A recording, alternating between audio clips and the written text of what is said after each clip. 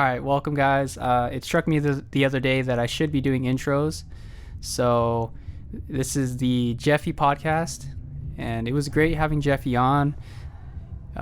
His energy is great. The amount of stuff that he's doing is just inspiring. He's a music promoter, businessman, event organizer. He does a lot of stuff, and it was dope talking with him. So hopefully you guys enjoy it, and I will see you guys on the next one. Peace. Jeffy, how are you? Good. And yourself? Good, man. We were talking earlier. You wanted to become a professional baseball player? Yes, sir. How? What age? Like, was it? My entire childhood. All the way up through high school. Yeah. That's really what I wanted to do. I don't know. It was just one of those talents you can't explain. I was just a natural, you know? Mm-hmm. So. How did you like start playing with friends, or did you, like you just saw it on TV, or like, oh, I just want to play, or it had just happened naturally? Yeah. I grew up in Peru, so there's not many things to do out there. Even when it comes to sports, I think baseball and soccer was about it.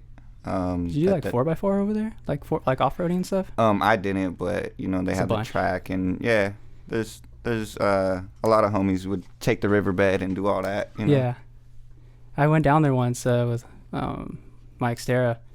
It's pretty dope. Like after it rained and the river was kind of full and stuff, and it was cool. Yeah, it's definitely the perfect terrain for that. Sorry, you're talking about baseball? Yeah. Oh yeah, so I played baseball all the way through high school and all that. But I hurt my shoulder. I had a nasty curveball. So you're a pitcher? Yeah. I pitched and played shortstop. So I had a nasty curveball, and honestly, all my coaches growing up used to exploit that. Not to mention the fact that I threw sidearm in general. They saw that, and they really took advantage of the fact that I had that one specific pitch. And then by the time I'm, senior year in high school, I can't even lift my arm over my shoulder, like fully, Because of just constantly throwing the curveball and just wear and tear. Yeah, just snapping the wrist, and yeah, so I suffer from it to this day. There's days where I can't like move my neck. Like I just won't even get out of bed. I won't even try. What kind of pain is it? It's more of a stiffness, like say from like the back of my ear to like my shoulder blade. Like it feels just completely useless. Have you ever like just rested on your arm too long and it just goes dead? Yeah. But it's like that just constantly. So it's not like an excruciating pain. It's just more like, you know what I mean, like a dead limb. So. Oh damn! It's kind of like a nerve thing. I feel like. Yeah. I've been putting off surgery for too many years now, but. Yeah. I hear once you get shoulder surgery, your shoulder's never fully the same. So there's a lot of people that are just like, yeah, just bear with it, avoid the things that are gonna throw you off that day. I heard like stem cell stuff works really well. I don't know how. I mean, that's another option, but I don't know. I'm just throwing stuff out there. That sounds expensive. Yeah, that sounds like an expensive procedure. It does. Like, stem cell? Maybe. I don't know. Yeah. But we'll see where we come with science. For sure. So you start off with baseball. That's like your first passion, you would say. And then I know now you're doing a lot of stuff with music and stuff. And how did it evolve from baseball to music, and what you're doing now? Once I stopped playing baseball, I kind of started getting into trouble. I started doing like the graffiti thing, and graffiti and hip hop, go hand in hand, just the cultures of the two.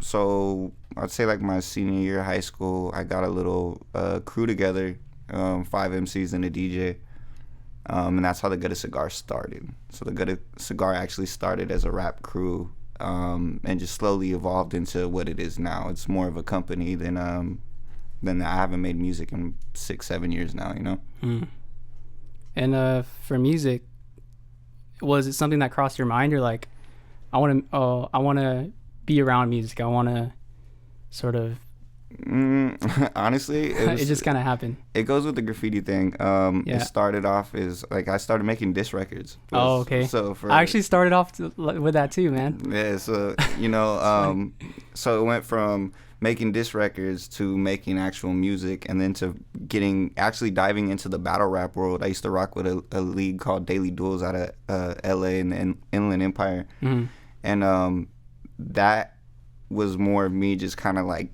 getting my frustrations off, you know what I mean? Yeah, I just feel that. like so through battle rap I ended up meeting a bunch of producers, MCs, just business associates and people that I still work with to this day. And that's kind of what it was. Just like, I don't know, when it came to hip hop, it was just so all over the place, you know what I mean? From the making music to the politics behind it, learning the business, the battle rap side of things, and just really taking the opportunity to rap any chance I could, you know what I mean, just to soak up some of the culture. So I was very fortunate enough to get experience like the Airliner in LA. That's where I was sneaking into the Airliner 16, 17 years old to perform. But I was very fortunate to get to experience a lot of the stuff in its prime, you know, like the 2010-ish, you know what I mean, like around that time frame. Yeah. When hip hop was like in its, like, I guess like embryonic stages for the new school culture, you know what I mean? Yeah, like, yeah. Cause things definitely changed since the 80s, you know what I mean? So For sure. but it was a good experience, you know? Dope, man. And like, it's just awesome seeing people do what they're passionate about. Like, that's the thing where, for me, I know in high school I really didn't know what I wanted to do, and I still kind of don't, but it's just I feel like it's putting yourself out there and seeing what works and seeing what doesn't work, and following your gut instinct pretty much. Definitely. Yeah. And we were talking about engineering earlier. Like, Yeah. at one point I actually attended like the LA recording school, thinking like, yo, as a just creative in general, you have to dive into a little bit of it all. You know what I mean? You got to know, you know, your recording techniques, your this, that, and the third.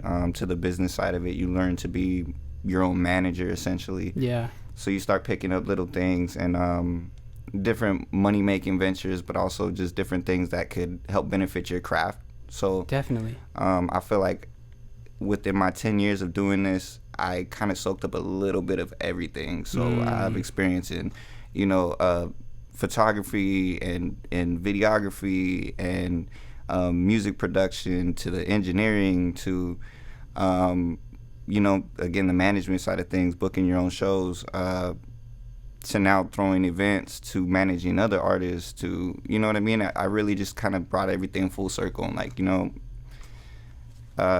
using different crafts like to sort of help. Yeah, because I feel that when I started off with video, making random YouTube videos, and I didn't know if this was going to even translate into what I wanted to do, but later on it helps, you know, it helped me. It is helping me now, with video, music, photography.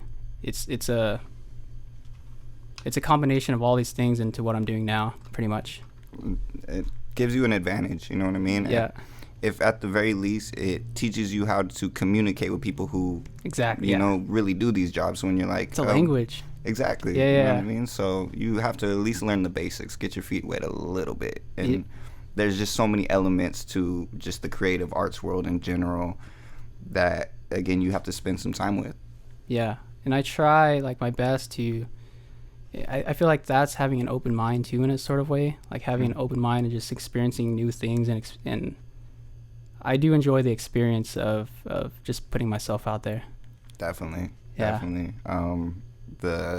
You know what's crazy is like when you are just getting started, you kind of take the criticisms that come with it to heart.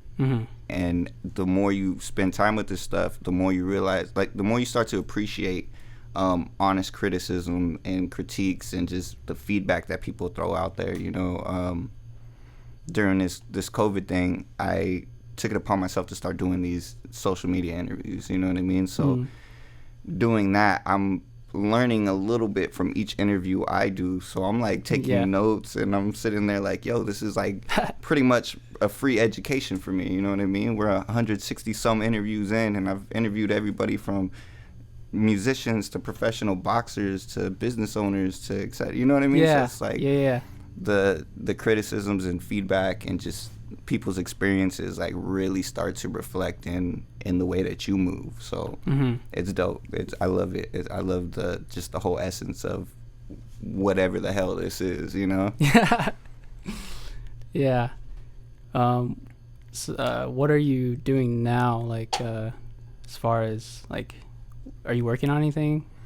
Well, we just dropped our flannel line, which was interesting. So with all this downtime, not being able to do shows and stuff, we took it upon ourselves to teach ourselves how to sew and how to embroider and how to do all this. So we started making flannel, different kinds of clothing, starting to really open up. We just started the TGC model, so working with models and learning more of, I guess, just the online presentability. You know what I mean? There's so many ways to market something. So really getting to dive into stuff like this. All the stuff pretty much that we talk about wanting to do, but we don't ever have time to do because life is just so chaotic all the time. Yeah. So COVID, there was some blessings with all this downtime, you know? Yeah, for sure. Like, definitely some blessings and some tragic stuff too. But definitely, like, I do like staying positive, looking at the positive side of things too.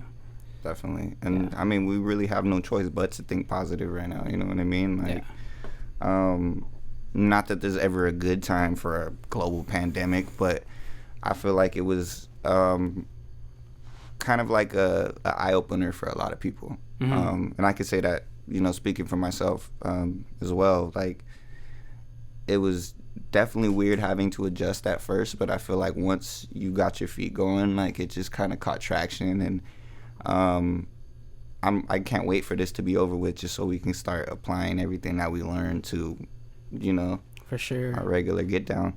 For sure. And it's crazy the amount of like productivity I feel like that came out of that. Like last year, Blue and I, like we just sat down and just like made a lot of songs and stuff, and there's so much time to do stuff, you know, and it's I feel like it's just it is perspective, and it's also feeling for other people that have been affected by this. Yeah, and that's again, it's a rough one, but again, I feel like it showed us how fragile life really is. For sure. So it was an eye-opener for a lot of people, and a lot of like punches to the gut that people weren't really asking for. But when people started like getting toilet paper, I thought about getting a bidet. I was like, hey, fuck that, dude, I need a bidet. But that was crazy. There was a whole, like, I can't wait to see what our history books look like 50 years from now. And they're like, yo, the great toilet paper war of 2020. You know what I mean? Like, we're just contributing the weirdest stuff to history now. I feel like we've already covered everything that we could possibly cover, and we're like, cool, let's just throw some weird shit in there, you know? But yeah, like even that, and I also was like, I would love to learn how to grow my own food too, and just be more independent. That's a good one. Just not rely on like sort of businesses, and more community based. That's a good one. And you know what? Just in the sense of business, it feels like people who were already doing for self prior to COVID kind of had an advantage. So if you were growing your own food, if you were, you know, making your own hours business-wise, whatever, you just kind of, you didn't notice too much of a change, you know what I mean? And again, as somebody who lives in that world, it's like, it was cool to see, you know, and like, a lot of the homies and just people in my circle weren't affected too bad, which is a blessing, you know, to be able to continue to do, you know, chase dreams and all this stuff during the middle of a crisis is kind of the silver lining. It's like being prepared. Yeah. It's like being prepared for like sort of opportunities when they present themselves. It's like being ready. Definitely. Yeah. Like growing your own food, like that's a whole, that's a whole nother world, man. It is, You're bro. literally living off the land, like. There's this thing where I think about, say, if a giant ass asteroid hit the Earth and like all of our electronics went out and shit. Most of the information is online, and people. It would be harder, I feel like, for people to even navigate using maps and stuff, like maps, and people would have to go back to books. Like, people are still reading books, but it's like most people read on like online and stuff. Yeah. I would be lost. I wouldn't go nowhere because I know I would get lost somewhere. I rely on my GPS for everything. Yeah. But that's actually a huge one. Most of the information being online, like we Google and YouTube everything. Yeah. So without access to that, like, I don't even think people know where the library is these days. You know what I mean? That's what I'm saying. Yeah. That would be a definite like eye opener for people. Yeah. Because I do feel like there was this history that was sort of destroyed or forgotten, like an ancient civilization that had a lot of knowledge that was lost. And either the pyramids is a reminder of that, like the pyramids and these structures that were left behind. It's like I've like deep dived into that stuff. I'm very interested in that. Yeah. I don't know. There's about to be some pyramids coming to Oxnard soon. Watch. Speaking of aliens, they just released all that info. Which one? Somewhere in the COVID bill. Oh, I saw that. Yeah. So they had to release whatever. So they released like thousands of articles just of what they found. You know.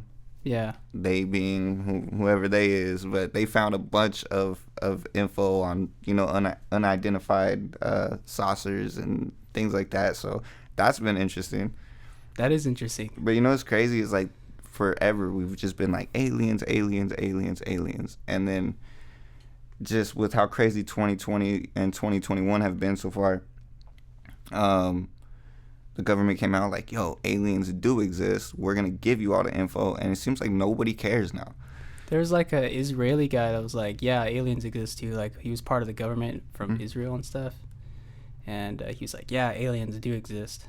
Yeah, I'm 1,000% sure of it. Government's coming out and shit. It's crazy. Yeah, there's legit articles floating around right now. And everybody's like, nah.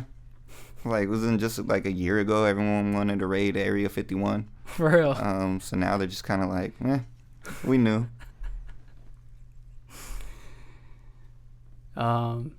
You're Slovakian? Yeah.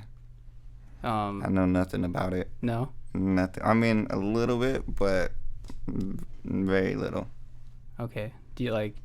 Are your parents from there? Like, did they come here? No, my grandparents though. Oh, okay.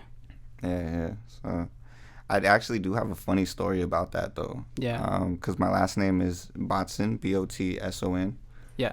And I've always wondered why I have not been able to find anybody other than my relatives with that last name in the States. So I found out just doing my research through family and stuff that when my family came here, they came through Ellis Island. Okay. And they Americanized the name. So overseas, it's pronounced like, or it's spelled like bacon, but the O and the A are switched. It's still pronounced Botson. Okay. And yeah, so that's kind of like where I'm at in the timeline. So when it comes to me trying to reconnect with family overseas and whatnot, now I'm looking at a whole different last name. And it's weird. It's weird to me, but... What are you using to read? Like Google or like 23andMe and shit? Or everything. Every internet tool available all the way down to social media. You know what I mean? Like, it's just... You gotta like go to Slovakia, just... Oh, I'm planning on it. I'm actually planning on going to the Czech Republic once COVID is over. Dope. It's just been on my bucket list to visit Prague, so... That's dope. I want to dive into that music scene, to be honest. Like, I just kind of keep seeing everything, and I'm like, yo, this shit just looks super active. And I have some friends who've, you know, been there on tours and whatnot, and it's just one of their hot spots. They're like, yo, I go back every year just because, you know what I mean, how supportive. What is it about? Like, can you sort of explain, like... The sort of like how it is over there? Well, I mean, I have very little info on that. But as far as from what I've been told and things that I've seen, it's very tight knit as far as the hip hop world goes, and that could be said about everything in the UK. Honestly, they have more like they have the American hip hop now without the ego. I feel like in America, like we're very arrogant. You know what I mean? We just kind of have this like natural ego, or just I don't even know what you would call it. We just have this energy to us, and I noticed this when I went up to Canada. It's like me against someone, like it's me against the world, or you know. Yeah. Well, see, I noticed this when I went up to Canada. Everybody was like, we kind of walk with our shoulders. You know what I mean? Like we kind of walk with our chest out. Like we have this I don't know, very masculine. They were saying that about the U.S. Yeah, they're like you guys are like kind of almost like you're stuck in a character, and you're like, you guys can't be yourselves because, you know what I mean, people around you influences, things like that. You start to realize like people from other parts of the world don't have that. Not all of them, obviously. Some people carry that around with them, but some people look at Americans like, why are you acting like that? You know, you ever been at a party or something, like around somebody who's just got that masculine energy, and they're like, what? And you're like, what's wrong with you? I see it all the time at the gym. We're just hanging out. Like, why are you acting like this? Like, so I feel like that is a big perception on America. And you know what I mean? When we come from, like, we're from one of the most influential countries in the world. You know what I mean? The music, the movies, you know what I mean? People have this perception of American dream. So we as people, as citizens of this country, we kind of, I don't know if it's just like a pride, like, yeah, that was made in my city, or that was made in my region. And we kind of have like this entitlement around all of it. Like, I don't know, but yeah, it's weird. So, yeah. As far as other hip hop scenes around the world that they don't have that, like, that's beautiful. That's so beautiful to me. So I'm trying to go see what that's like, and dive into more overseas or just international music scenes. That is another world. That's another world. Yeah. I just gotta learn some of those languages though. Yeah, no, I love it. I'm still struggling to learn Spanish. I don't know if I can get checked down right away. Are you taking classes or just like? No. I've been doing the whole. What's the app called? Oh, Rosetta Stone. Not Rosetta Stone. It's the. I don't know. There's some app, but it breaks it down like a game, and that's the only thing that's got me is growing up in the 805. Like, we know a lot of Spanish just from, you know. Are you Mexican? No, I'm half Filipino and half Korean. Okay, so yeah, Filipino is not close to Spanish as far as the language is going? Yeah, some words have like horse, like caballo, caballo, and there's a lot of like the Philippines was conquered by Spain, so they do have a lot of Spanish influence as far as like last names and words. Yeah. Okay, so yeah, but growing up in California, we know a lot of Spanish just from being around, you know what I mean? Like, we know how to navigate through the language. Yeah. But you start to realize when you start using these apps or these just teaching methods, it's like a whitewashed Spanish, like a more of a proper. And so it's like say if you were taking an English class, like they would teach you how to speak properly in English. And there's like slang. There's slang that So a lot of people be like, I don't know what that word means. What was that? I'm like, I don't know. I learned it from the app. Okay. So it'll kind of ruin you. So I feel like the best way to learn Spanish is to learn from Spanish speakers. You know? Yeah. And speaking on kind of going back, we were talking about traveling, music-wise, because I went to Egypt as well not too long ago. Tight. And being in another country, experiencing another culture, and then just coming back here, it's like they're so different. There's so many differences, like the way they act, the way they are, the food, architecture. It's like there's a lot. And one thing that I took away from being in Egypt is how great we have it here. Because over there, I mean, not everywhere, but the place that I stayed, it was kind of run down. The buildings were run down. Businesses were buildings were sort of empty, so no businesses were in there. Mm-hmm. And it's another perspective. It's another lens to see through. And then just coming back here and like, holy shit, we have all this, to our in front of us here. Mm-hmm. Well, what took you to Egypt? I really wanted to see the pyramids. Okay, so you're really into pyramids. Yeah. Like bringing them back to Ox. Yeah, for sure. Yeah, I wanted to see the pyramids and the Sphinx because, I do feel like they're sort of our history either starts there or it's crazy. Like I'm just curious, like how the fuck did they even build those pyramids? Like one stone weighs like 2 tons, and I think there's like 1.3 million of them, the Great Pyramid, and it's like perfectly aligned to the stars, and it's facing true north. Like they had to have some sort of knowledge that, like, without using computers and shit. Like, holy shit, how the fuck did they do that? That's true. There's a comedian. It's a funny bit he has, but he's like, we talk about the pyramids in Egypt and we're like aliens. He goes, there's pyramids in Mexico too. He goes, nobody questions those. They're like, yeah, they built those. Like, yeah, that's that's so deep though. As far as that goes, because even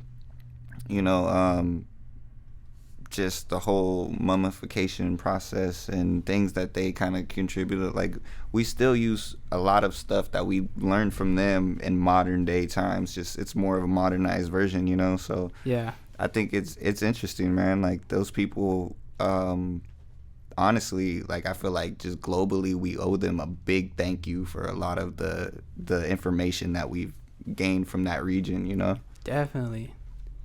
And information is like interesting too, because it's knowledge that really helps people. I feel like knowledge is very valuable. Yeah And it's just increasing. Again, we're finding new ways of doing math and you know what I mean, all these just other things that I'm curious to see how they're going to change the future of the way schooling is, of the way just we even just digest information now. That's a good point. People in their brains, man. Yeah. That's a whole, we could write a book on that. Like people just, the way that, those 2 a.m. thoughts hit and you start, I don't know, it's a weird thing. Like I used to have this thing where I was like, my favorite number is 6. Yeah. And I was always able to add up numbers to equal number 6. And I would have to make my own like formulas and stuff. And sometimes they didn't really make sense, but to me they did, you know what I mean? So I was like, how do we know math wasn't based off something like that? Somebody just in the room, like, makes sense. Like, we out here, so. Yeah, it's a language for sure, I think. But, yeah, the way that we obtain information and kind of experiment and explore these different formulas is just, it's an interesting concept. There's like a number, the golden ratio. It's like the Fibonacci sequence. And I think everything starts from... everything starts from that number. Like life starts from that Fibonacci sequence. I could show you. I could pull it up actually. You've probably seen it. Fibonacci.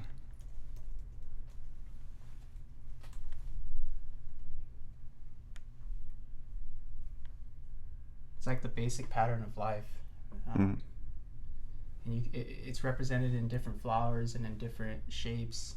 This is a sunflower, and it has the Fibonacci sequence embedded inside the middle of the flower, which is like, it's called the golden ratio.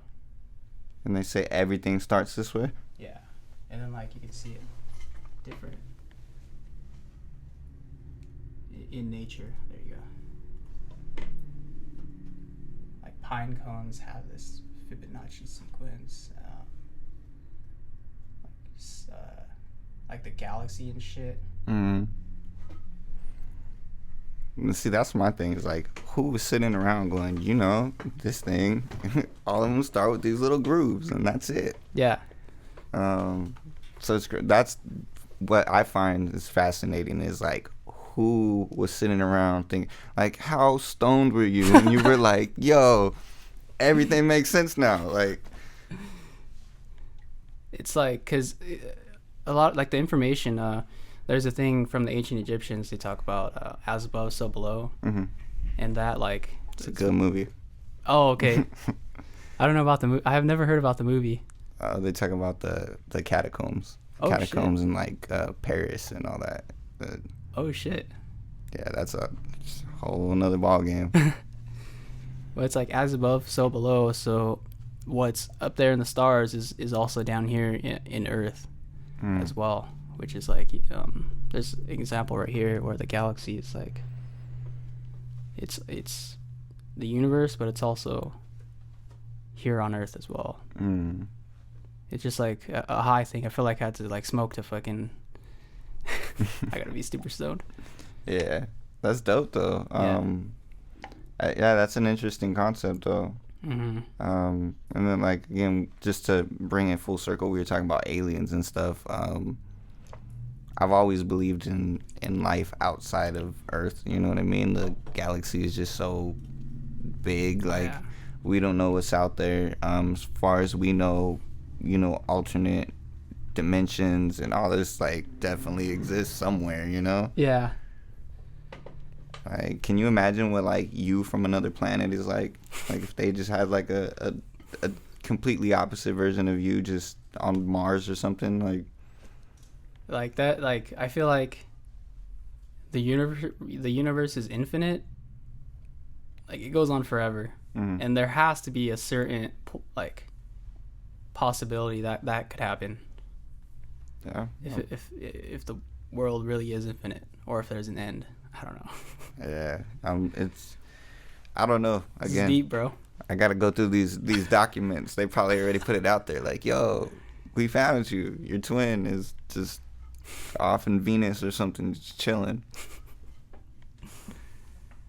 What are you listening to like right now? Did you have like, are you on a certain genre of music that you're listening to, or is it just like random like songs that are? Honestly, I listen to more soul and oldies than anything. I was raised off Motown, and that just kind of stuck with me. I'm really into like the easy listening music, but as far as like the hip hop that I'm getting right now, I like everything yeah. There's a couple big artists, but honestly, I listen to more locals, especially doing these interviews and stuff like that. Mm-hmm. Artists are always working on stuff, so it seems like Monday through Friday I'm opening up somebody else's catalog, you know what I mean, and just kind of diving into more local artists, and that's a good thing because I feel like if you pay attention to what's going on around you, it'll keep you inspired more than it will if you're glorifying, big name acts or whatever. Yeah. You start to see how creative the underground really is, and like it's almost like college football compared to the NFL. In college, you just have people trying their hardest. They're trying to make it to the big leagues. Whereas people in the big leagues, they secured their bag already. They're like, I don't want to hurt myself. I'm going to take this one easy. And there's more rules and regulations, But when you come to like the underground hip hop world or just music world in general, you start to see people actually experimenting. And I really like, now that we have social media like that, people will be posting snippets in their stories like, how does this sound? And like taking polls, and you know what I mean? Like, it's almost like a shared space as far as being like, this is cool, this don't work, this is, again, like the constructive criticism is just huge in this world. So we definitely need to be able to be honest with each other, and I like this, I don't like this, whatever, but people still have the freedom to do whatever the hell they want in that regard, and I love to see it. I love to see, especially just speaking of Oxnard in general, they're making a whole 805 hip hop documentary on Oxnard. Oh, I saw that. And Oxnard contributed to a lot of the sounds that we have available in the hip hop world, with the Mad Libs and all these amazing producers that came out of Oxnard. this is a well-respected region as far as hip-hop goes. So if you pay attention to what's going on locally, you're starting to see everybody's, like, not Madlib per se, but, like, let's just say his nephew. We're, like, in the next generation of that, and we're starting to see people experimenting, like, trying new sounds. I don't know if you're familiar with Miles Brown. Miles Brown, yeah, he breakdanced. I actually went to middle school. Like, we were in middle school. We went to the same middle school, and he would, like, just dance and shit. It was dope. So he's making music now, and that's dope. His dad is Wild Child from Lupac. You know what I mean? They had music in the Tony Hawk Pro Skater games, like, you know what I mean? So it's cool to see the next generation taking over and then getting the proper guidance from the OGs. I feel like they're doing a very good job at passing those torches down, you know?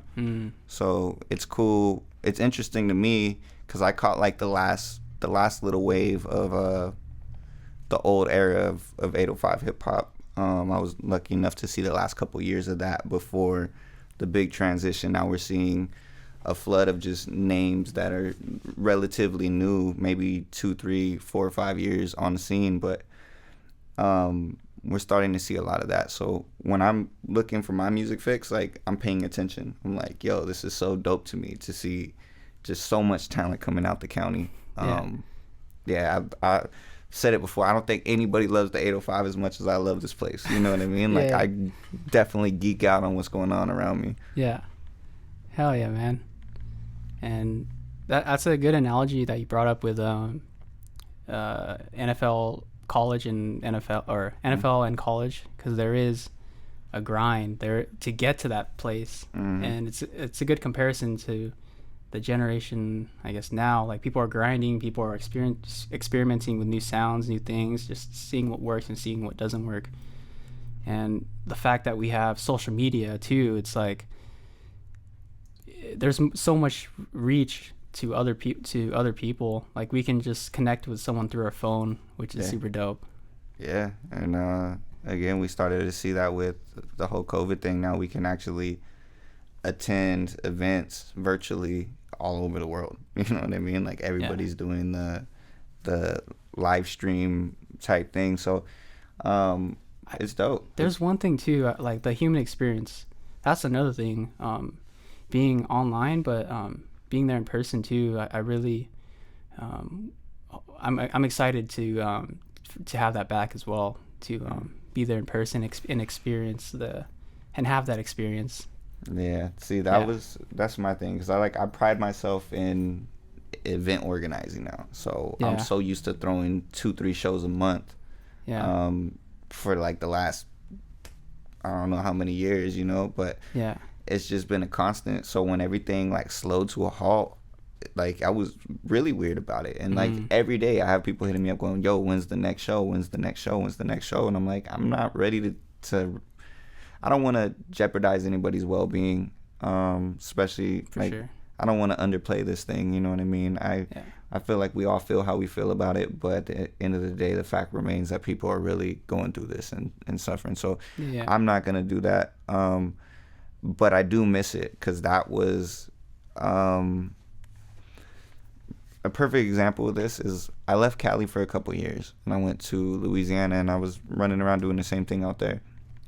But when I came back, I realized a lot of artists in the 805 were not that they were hating on each other. They all just kind of felt a way. They were like, so-and-so doesn't like me because he don't ever reach out. He don't this. So-and-so don't like me. I don't get along with da-da-da-da-da.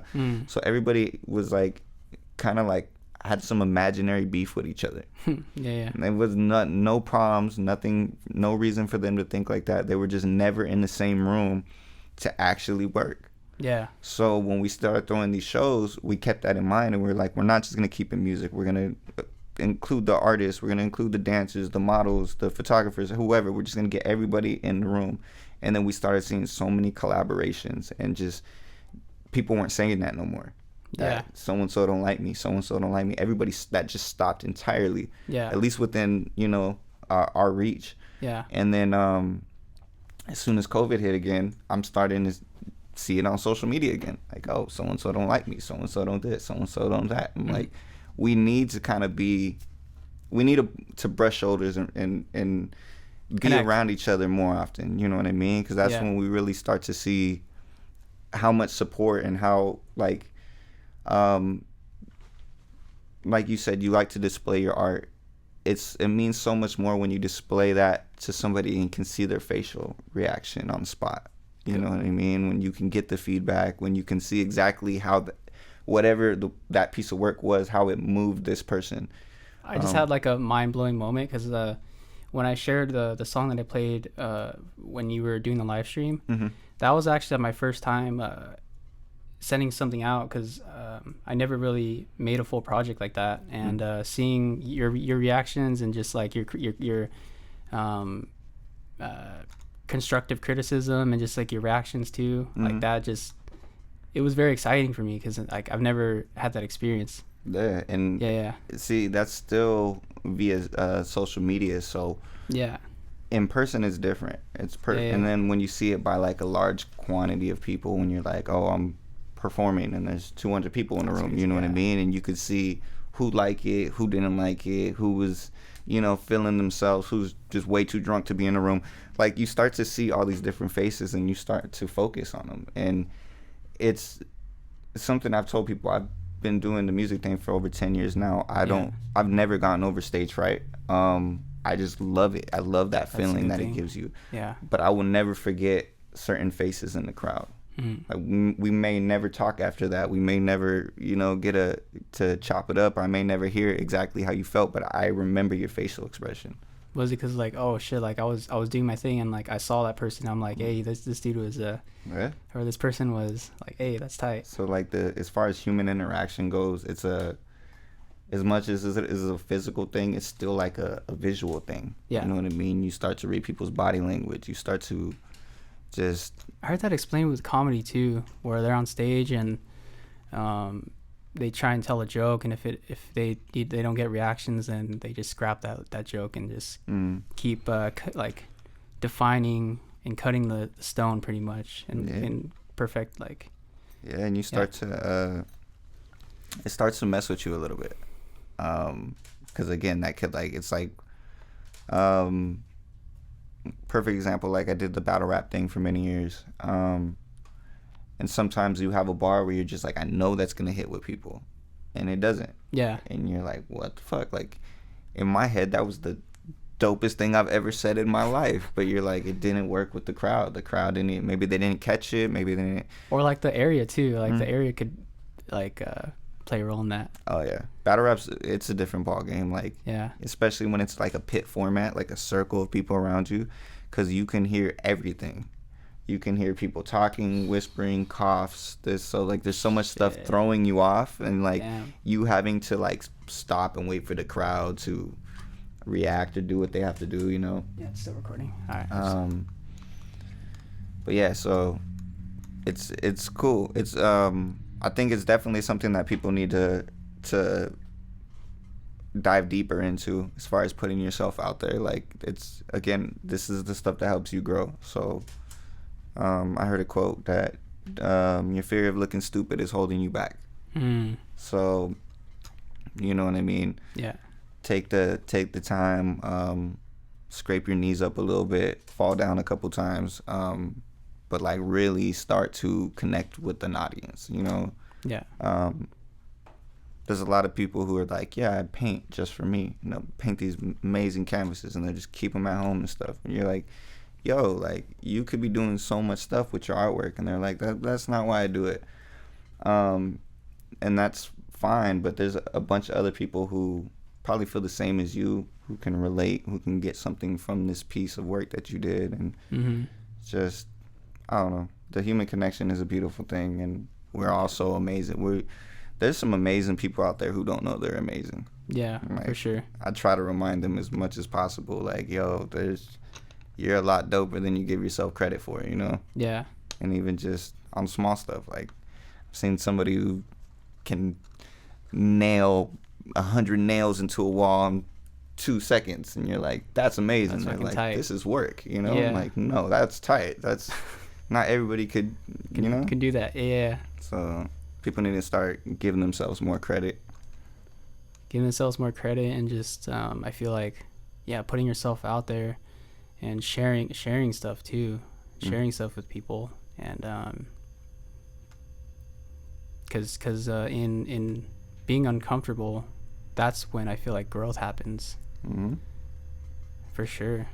Yeah, there's you gotta find your comfortability in the uncomfortable situations, for sure.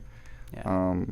That was my thing growing up. I was really into the graffiti stuff, so I used to run off adrenaline a lot. I do that a little bit too. So now, knowing that when you get nervous, what happens? Your adrenaline just shoots up. You're just like, learn to use that to your advantage.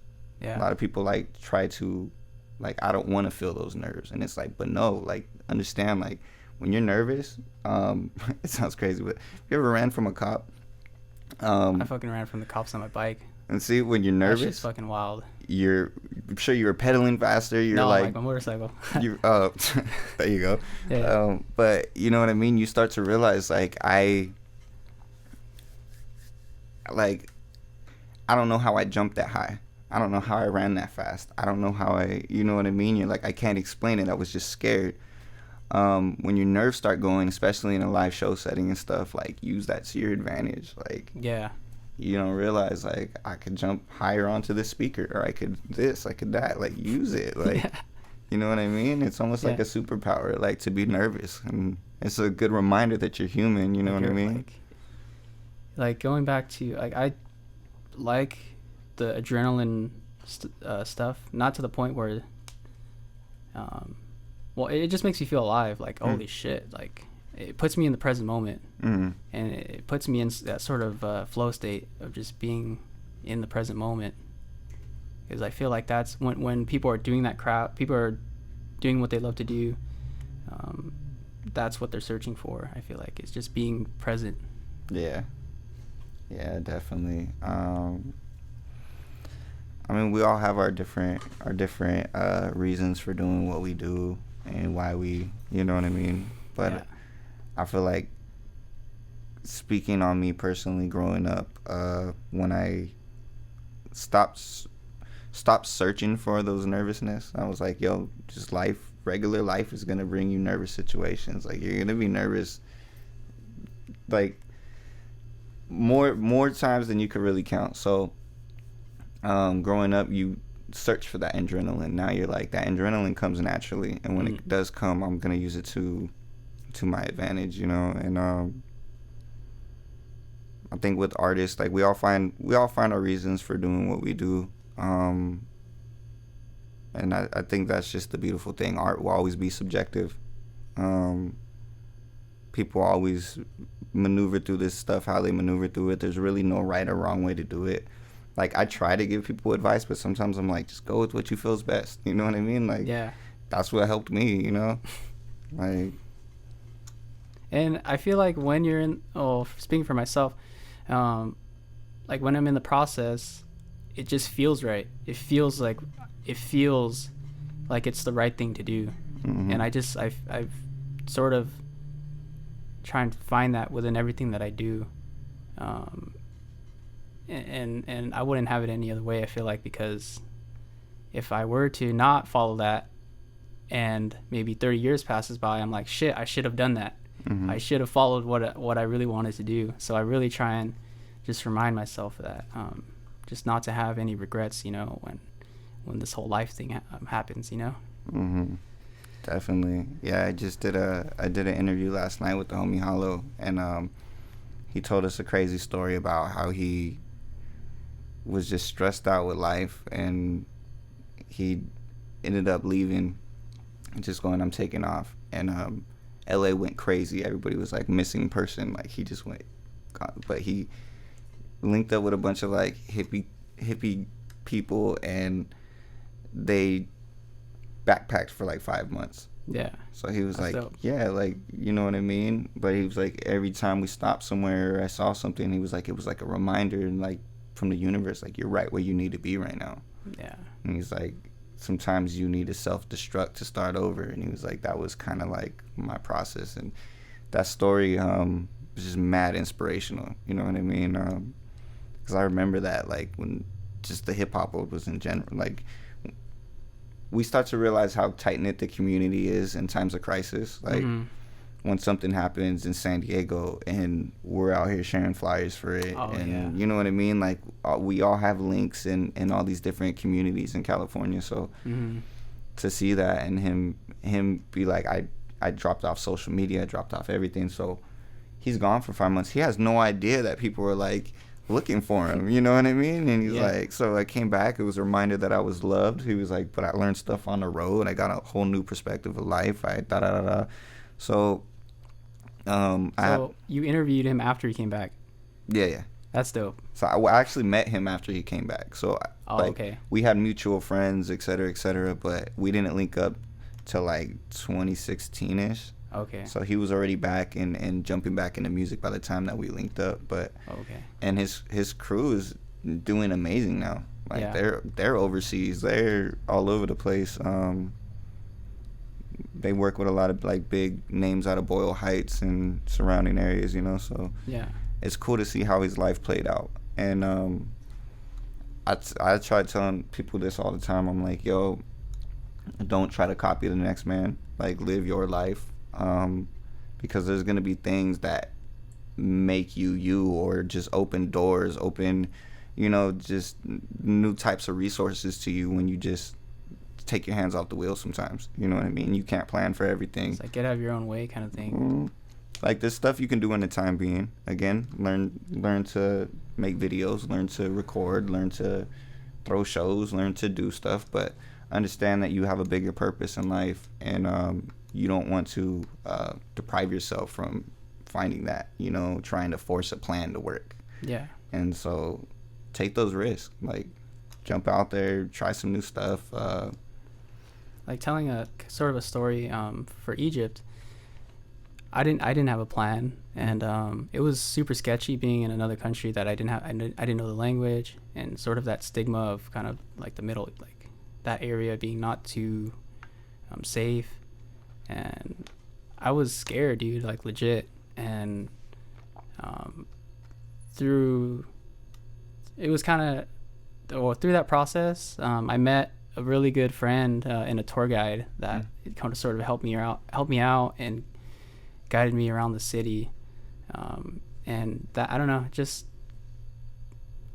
not having a plan and just seeing how something goes is very interesting. You went solo? Yeah, solo. That's dope. That's really dope, man. Yeah. And see, a lot of people are afraid to do that. Yeah. And that's even better, because you get to learn about that place on your terms as well. I feel like when you travel with crowds, sometimes they're like, I don't want to do that, or I want to do this, and you know what I mean. So to get to see the country on your terms, like that's like, dope. Yeah, it's like a search. Like when you go to a place, I feel like you learn more about yourself. You know, and other stuff as well, other people too. It's just like, I don't know. So overall, how was the experience? Like, what are some things that you learned on the road? On the road, like just being there, I learned just to be appreciative of what we have here, because the just that environment they have, I feel like it's just, I don't know, it's we have it great here. And just, I don't know, being inside the pyramids, that shit was tight. And the food, I don't know, that's something that I just soaked it all in pretty much. That's tight. Yeah, that's really dope. I know very little about Egypt. Sounds horrible, but I know like what the cartoons have showed me. You know what I mean? So we're just thinking like mummies and stuff. But it's so tight to get to take those adventures on some you know what I mean? Like, this is me, this is my trip, this is what I'm gonna get into, and it's like kind of hard to explain, you know what I mean? When you come back here, it's just one of those like, well, you had to be there things. Like, yeah, well, yeah. Thanks for inviting me. Let's go. Nah. And then just I went to Amsterdam. Like, I had a layover in Amsterdam, and just from what I saw there, they had sort of like creative stuff, like art pieces there. They had like a cat that was very furry, and like, bro, like what I wouldn't see that here in the US. Like there was a like that was very creative, just seeing that there. Is that a furry cat? Like a furry cat. It kind of looked like a couch kind of thing. I saw that and it blew my mind, because I was like, dude, that's fucking creative. Just seeing that inside of an airport, that just blew my mind. Yeah. That was cool seeing that, and like the art there too. The art was real cool seeing that. That's tight. And how people in Egypt, they it's a lot of times it's based off of trust. I feel like it's based off of trust and honesty, because over there, and I'm sure you know this too, people in other countries, when you don't know the language, they'll try and take advantage of you. Like they'll try and like charge you for more stuff. Yeah. And I met an honest person that was honest and helped me out, guided me around the city, and that was cool. Meeting someone honest and friendly too. Yeah. Yeah. And that's huge when you're in a different city or country, region. Like it's so weird. 'Cause yeah, again, like I think we do have our like preconceived notions about people, and you know what I mean, like coming from California, we're just kind of taught to like be on your toes, you know what I mean. They're like, don't think you can't got, because that's exactly when you get got. Yep. But when we start meeting these people, like perfect example, like Louisiana, I started learning that they're very, like, once they like you, they like you. You know California? what I mean? Louisiana. Oh, Louisiana. Okay. When people in the South, once they like you, they're like, your family will take care of you with whatever you need. Yeah. In California, we're kind of like, yeah, I like you. I'll help you out with what I can. But they're like, not move in, come, like, you part of the family now, like, but then the same, once they dislike you, they do not fuck with you at all. And we start to realize like how different people are, just even 2 hours away from you, 30 minutes away from you, to across the world. And I think we could all learn something from each other. For sure. I feel like a lot of us don't take the time to do so, but I feel like we can all learn some very valuable stuff from each other. We actually talked about it here the other night. We were talking about normal. What is normal? That was the thing. What is that? Watch. We got super stoned the other night, and we were talking about normal. And we were like, yo, like, there is actually no definition for the word normal, because what's normal to you ain't normal to me. It's normal to, you know what I mean? Like, this changes everywhere. So we were like, when somebody said when things go back to normal, we're like, what is that? Exactly. Yeah. And that conversation, you can imagine when there's a bunch of weed involved, like, everybody was just like, what? Like, there's no normal. So I have this thing where it's like, I've thought about this too, and I think it's what's normal is what's widely accepted by the masses, like what's widely accepted by most people, if that makes sense. Like, that's normal, because normal at the time when slavery happened, it was widely accepted by people at that time. But now it's abolished. What else is an example? Like, I don't know, women in the Middle East, like they have like very little rights. It's crazy. That just blew my mind. Like, that's not normal here. So it's like what's widely accepted. Yeah. But even then, you're always gonna have two opposing parties, you know what I mean? So when you're like, this is widely accepted as far as we know it, but there's a whole half of the world that disagrees with what, you know what I mean? So so you're trying to say like normal is just not a thing. And you know, I don't think anyone's ever really I've ever really got to indulge in that conversation before about what is normal, because I'm like, you know, it's normal to me, or like I'm very big on like common respect, you know what I mean, like basic stuff. It's like this stuff should just be universal at this point, you know what I mean? But no, some people just weren't raised with manners. Some people weren't raised to, you know what I mean? And that's not normal to them. I think, like, here's this is a funny one, just because I always talk about it with the homegirls and stuff. I love to compliment people, and that's not a gender-specific thing. Men, women, dogs. You know, yeah, I compliment people. It's like, if I could tell you something that's going to brighten up your day, I'm going to do that 10, 15 times before I leave. You know what I mean? So, with women, you know, a lot of them feel when a guy gives them a compliment that they're immediately coming on to them, or, you know what I mean? And rightfully so. Men are fucking dirtbags, you know? Yeah, for but, sure. It throws a lot of people off when I'm like, here's a compliment, and they're like, well, what next? I'm like, what do you mean, what next? That was that. And yeah. Like, and so, yeah, it's just being a genuine person is not normal to people because of how, so they were kind of thrown off by just like, hey, yeah, like, it's just not normal. It's like, why are you being so nice to me? Because I can't.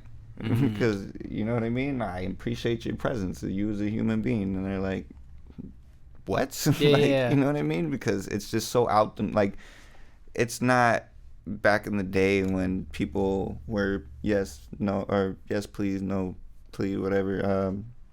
We just don't use the same like respect. The respect is different. You know what I mean? Yeah. These days, we're kind of on some, you have to earn my respect before I give you any. But it should just be like a universal thing. Yeah, common respect. Common respect, yeah, for sure. So, but it's not normal to have somebody talking about this these days because they're like, no, we wild out now. We're the young generation now. You know what I mean? And yeah, there's I think it's a balance. Or I mean, it's like balancing old ideas with new ideas. For sure. Yeah. But it's an interesting concept to know that, you know what I mean? Some people can be deterred by a compliment. Some people are like, why are you talking to me? Like, no, don't do that, you know? And some people are like, wait, what? You know what I mean? So it's almost like, I find it funny because I know what responses are coming from certain compliments. You know what I mean? So, like, I think I've just given so many compliments now that I'm not surprised with how people respond sometimes. You know what I mean? Yeah. But it's just, I don't know. It's hilarious when you think about it. You're like, yo, we're so, again, we were talking about America earlier and how we have this, like, arrogance or just, like, these preconceived notions, the way that we are raised here. Yeah. That you can be offended by a harmless compliment. And I'm talking about these creeps who are just like, but like a harmless compliment. You tell somebody, yo, you have a nice smile. Yeah. You know what I mean? Like, and it just like throws them off. They're like, why are you saying this? No reason. Because it's like most of the people, I feel like it's not something that usually happens. I feel, you know? Yeah, but I don't think there should be as much of a negative stigma to this as there is. Yeah. I do understand why people are defensive and why people have to have their guard up. There's a lot of weirdos out there. Yeah. But when you meet somebody genuine and you know, like, it's like there's definitely a wall, but it's like putting, like, knowing that this person doesn't mean any harm. Yeah. Yeah, and that makes you feel amazing, though, when you meet somebody like that, when you're like, yo, I don't have anything to worry about. Like, you're just going to be nice to me. I'm going to be nice to you. That's it. Like, that's what we as people should do. But, again, on the concept of normal, like, that's not normal to people. You know what I mean? Like, I feel like with, like, starting a movement, I'm going to start a movement. Nah. just do, like, make it a thing. Yeah. I mean, hey, if you're listening, no, I'm just kidding. You beautiful girl. But yeah, so yeah, you're beautiful. That's yo, bro. Hey, Ty, if you're listening to this, Andres, if you're listening to this, you're amazing. You're beautiful. And Red too. Red, you're awesome. Wait, yeah, bro. See, and it's one of those things, man. I feel like we definitely need to practice this more, and it's easy to lead by example. I feel like I'm having a small little impact on some of the people around me, the way that they talk and the things that just don't throw them off anymore. Yeah. I don't know. It's cool. So I feel like we all need to influence our circles. You know what I mean? 'Cause definitely, man, for sure. It's so weird to go to these shows and have people be like, "That guy was dope, but I can't tell him that." Like, why can't you tell him that? Yeah. Why can't you give him his roses? You know, like, yeah. Especially on the note of like giving people their roses while they can still enjoy them. For sure. It's important to do that. And just surrounding yourself with people that are like sort of in that positive environment too, and like that want to help push each other and help you and see each other succeed. Because if you help someone succeed, then it's like, I don't know, like it's like you give and you receive kind of thing. It's like, I don't know, it's what you put out there is what you'll receive. Plus, but I love you. It's just a Kickstarter. You know what I mean? Yeah, it's a Kickstarter for anybody's day. Perfect story is I walked into like Foot Locker or something. I was in the mall, and one of the guys working, he's like on the other side of the store, just decides to shout, "Yo, man, that's a magnificent head of hair." And everybody in the store stopped and looked at me, and I'm like, it low-key, like, it made me feel good. I was like, yo, this is weird. Like, this had a weirder effect on me than I thought it would. You know what I mean? But like, everybody turned around and looked at me, and they're like, yeah, that is a good head of hair. And I was like, thank you, sir. Like, but that like gives you such a confidence boost, and you never know what that's gonna do for somebody. So yeah, I try to pass that energy along, like, that's as dope. Much as I can. If I'm like, yo, I like what you're doing, I'm gonna sit here and tell you about it. I'm one of those people that you'll get DMs from at like 2 a.m, just compliment, hey, I really like how you did this. I really, you know what I mean? Yeah. Looking for ways to get people involved in everything that I'm doing over here, as well as, you know, helping them maintain their individualism, because I feel like that's a huge one in a world where people feel like we have to kind of just follow suit. It's nice to encourage people to think for themselves and to, you know what I mean, but just give them a little energy boost. You know what I mean? It's like, definitely, I could be your Red Bull. Fuck, I'm gonna throw that in the song. I'm gonna sample that. Right. But it's so many samples in this podcast. Definitely. But yeah, man. And on that note, I really dig the podcast. I don't know what the name is though. It's just Branden Dale. There's no specific name because I feel like it's just something that I do, and hopefully, you know, it's just something that I'm gonna continue to do and sort of like build a sort of brand. Like, I don't know what I'm building, but it's day by day. I'm just doing it. Because I had asked Ty, I was like, yo, what is the name of this podcast? He's like, I think he just goes with him. And I was like, for sure, that works. So that's tight, man. Yeah, I like it. It's like I feel like, again, a lot of people put so much time into like the branding of something that it then becomes something that it wasn't supposed to be. You know what I mean? When you're like, I put a name to it, and they're like, okay, well, now with this name, it's like there's a box to it. Like you just fucking put a ceiling. So exactly, like you're giving the platform the opportunity to mold itself, which is dope. Yeah. So I feel like you're onto some amazing stuff here, and I really liked how it wasn't all business, because I've told my story a million times. So to be able to have conversations about aliens and other stuff, like this is my type of party, you know? Hey, hell yeah, dude.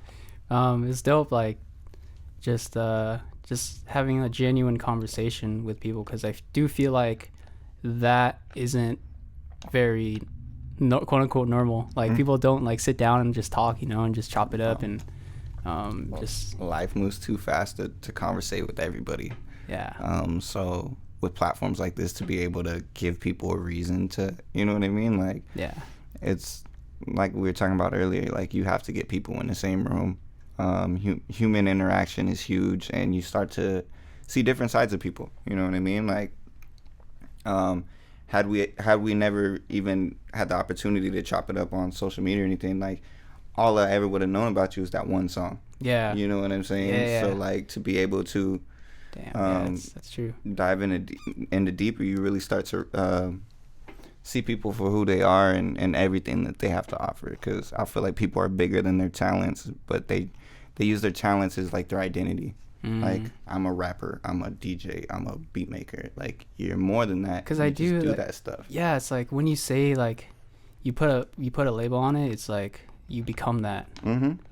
And that's something that I kind of had in the back of my mind. Like, I don't want like any labels, or like I don't want because there's so much more to see and to do. Yeah. Like, that's the same with my company. People always ask me, so what exactly is the Gutted Cigar? And I'm like, I don't want to sound cliche, but it's an experience. You know what I mean? It's like, we do so much different stuff. I don't want to be like, we're an entertainment company, because that just, to be honest, it just sounds so corny to me. But yeah, so depending on the conversation, I'll be like, yeah, event management today, tour management. Okay. You know what I mean? Yeah. But I'm like, it's all of these things in one, and kind of an umbrella term for everybody that we work with, and clothing brands that kind of just fall under the umbrella. So it's dope. It's yeah, you don't have to put yourself in a box with stuff like this. And to be honest, it just seems a lot less pressure. You know what I mean? Like, it's more like, hey, let's sit down and chop it up. Exactly. Like, you never know where this is gonna go. And dude, honestly, like, I didn't know like what would come up when we would like when we had before. I was like, damn, I wonder what we're gonna talk about. I didn't know what was gonna happen. And see, again, these things work themselves out. I feel like when you told me that, you're like, yeah, nothing's written down. It's just press record. I'm like, I'm with that. Because again, I do these interviews Monday through Friday, and I'm having to do my homework and research and everything. So it's like I'm like in fucking school full time these days. It's like refreshing to get, what's on your mind? You know what I mean? Like, that's tight. I dig it, man. I really like what you're doing with the platform. Appreciate it. Is there anything like if people are listening, if they would want to check out your stuff? Follow the Gutted Cigar on all social media platforms. There's just so much, again, coming up. All our artists are dropping music. Shout out to Mark Ford, Laugh Mob, Everything Cassie, all the artists that we work with. There's the flannel collection, which is dropping monthly, so we're gonna have different flannel patterns and all that dropping every month, so we don't have people out here dressing the same. So keeping the ball rolling on that. Building with the models, so TGC Models has a lot of interesting projects in the works. Shout out to Irene from the shows, amazing photographer. She completely kills it in that world. Irie Apparel's got new drops. Laugh Mob's got new drops. Follow us on at the Gutted Cigar. Like I said, it's an experience. There's too much to name, but love yourself. Shout out to TIE Fighter. I feel like he has one of the illest energies in the world. I'm gonna give him a compliment while we're here. Fuck yeah. That dude's just, his presence in the hip hop scene has been so refreshing to me, and I'm glad to be in cahoots with that homie. You know. Dope. Hell yeah. Shout out to Normal. Shout out to Normal, man. The most normal you can find, but. All right, cool. This was cool, man. There's definitely, I feel like more podcasts ahead. Oh yeah, man. Sure. I would love to do this again sometime. I really dig what you're doing, and to be honest, it's so, like I said, there's no stress on you. I didn't feel like I had to come overly prepared or anything. I'm like, cool, I'm gonna roll up, see what happens, you know, and keep that vibe. Don't lose that. It's so genuine, you know. It's cool to hear that, because like I don't think anybody has said that. So like hearing that, I'm like, oh, you know, that's cool. Hearing that and just trying to keep that same energy. Yeah, man. Yeah. Definitely. Keep that same energy. There you go. All right. Cool. That's it. Right.